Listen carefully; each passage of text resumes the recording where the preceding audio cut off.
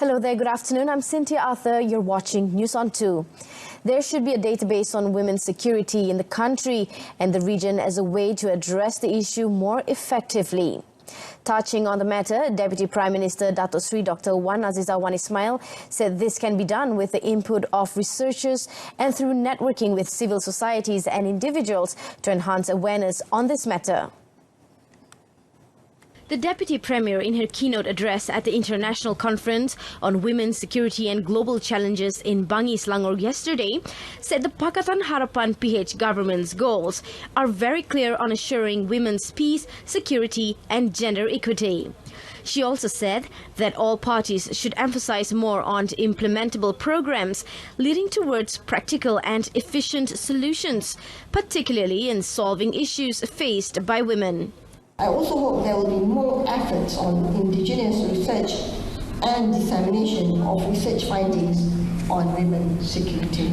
The country and the region also need more database so that focused and specific issues can be addressed properly. Datuk Sri Dr. Wan Azizah, who is also Women, Family and Community Development Minister, added that female researchers were underrepresented in other parts of the world, but not in Malaysia, as almost half of them are female researchers.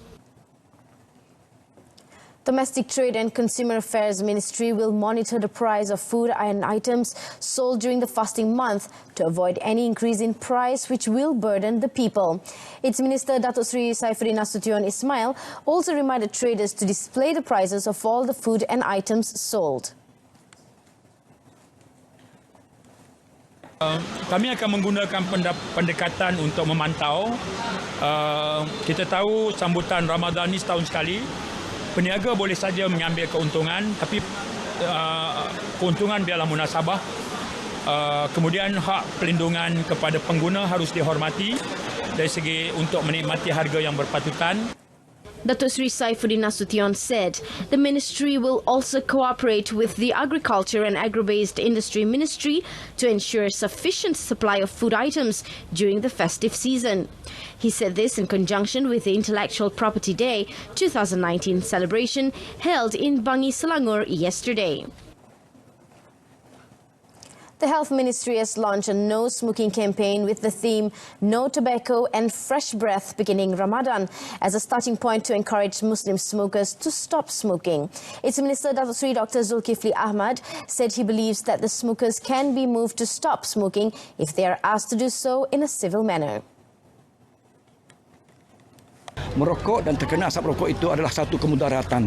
Jadi dengan semangat itu, ya, kita memulakan langkah awal Ramadan ini dengan mengadakan 3 dalam 1. Hari tanpa rokok, ya, tanpa tembakau, maaf, dan juga programnya Speak Out dan Nafas Ramadan dan 3W Wellness, ya, dan program Welfare dan Women 3W oleh Kerajaan Exco Kesihatan Negeri Selangor. Datuk Sri Dr. Zulkifli said this after the launch of the 3W Wellness, Welfare and Women Carnival held in Bagan Lalang yesterday. The minister added that smokers can also be motivated to quit smoking with the social support provided from family members and friends. He added that with 85% of Malaysians being non-smokers, it was time for the ministry to empower them to say no to smoke from smokers. Tabung Haji has denied claims that Malaysia has lost an additional quota of 10,000 pilgrims due to poor relations between the Pakatan Harapan government and Saudi Arabia. Tabung Haji, in a statement made yesterday, stated that the official quota granted by Saudi Arabia this year is 30,200 and added that in order to reduce the waiting time for pilgrims, the fund has applied for an additional quota of 10,000 pilgrims for this year's Hajj season. The statement also noted that the fund is, however, still waiting for an official decision on the request, as any increase in quota is subject to Saudi Arabia's approval. It added that relevant parties and individuals should stop from making inaccurate analysis and comments, as it can confuse the people. The statement was made following a comment made by UMNO Youth Chief Dr. Ashraf Wajdi Dsuki that Malaysia has lost an additional quota of 10,000 pilgrims due to poor relations between the Pakatan Harapan government and Saudi Arabia.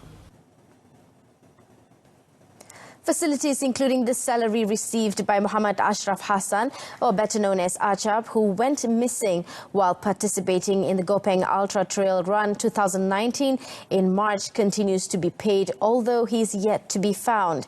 Deputy Health Minister Dr. Lee Bunjai said the ministry has not received any notice regarding his job status from the Public Service Commission (SPA) regarding the matter. Dr. Lee noted that the Commission has specific procedures which should be taken into account in order to terminate Muhammad Ashraf's contract or civil servant employment status.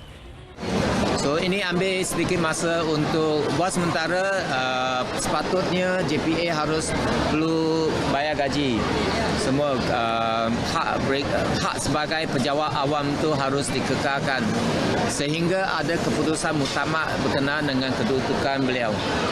Dr. Lee said this at a press conference after launching the Perak State Level Stop Abusing seminar at Maidin Mall in Meru, Ipoh, Perak yesterday.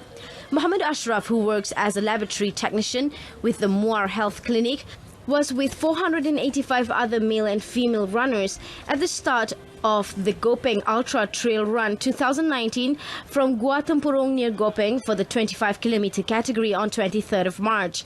He, however, failed to make it back to the finishing line and has yet to be found. We begin with squash. Malaysia's hopes in the Asian Individual Championships came to an end after all three national players fell to their higher-ranked opponents in the semi-finals in Bukit Jalil yesterday. Siva Sanggari, who on Friday stunned third seed Joey Chan of Hong Kong, went down in straight sets to defending champion Joshna Chinnappa of India 11-7, 12-10, 11-3 in 30 minutes at the National Squash Centre. In another game, Lowy Wern, still hampered by a calf strain, fought hard before eventually going down in 4 to Hong Kong's Annie Au 11-6, 11-13, 13-11, 11-4 in 47 minutes. Despite the defeat, the Penang-born was pleased with her performance. In the men's category, Ng Ean Yeo, who sculpted defending champion Max Lee of Hong Kong in the quarterfinals on Friday, was outclassed in his semi-final against top seed Saurav Ghoshal of India. Saurav, the world number 10, was in imperious form, rarely allowing Ean Yeo a look in during the match, which lasted 32 minutes. Saurav will face fourth seed Liu Au of Hong Kong in the final today. And that concludes this afternoon's edition of News on 2. In our top story, database to address women's security issues important. Till then, I'm Cynthia Arthur and thank you for watching.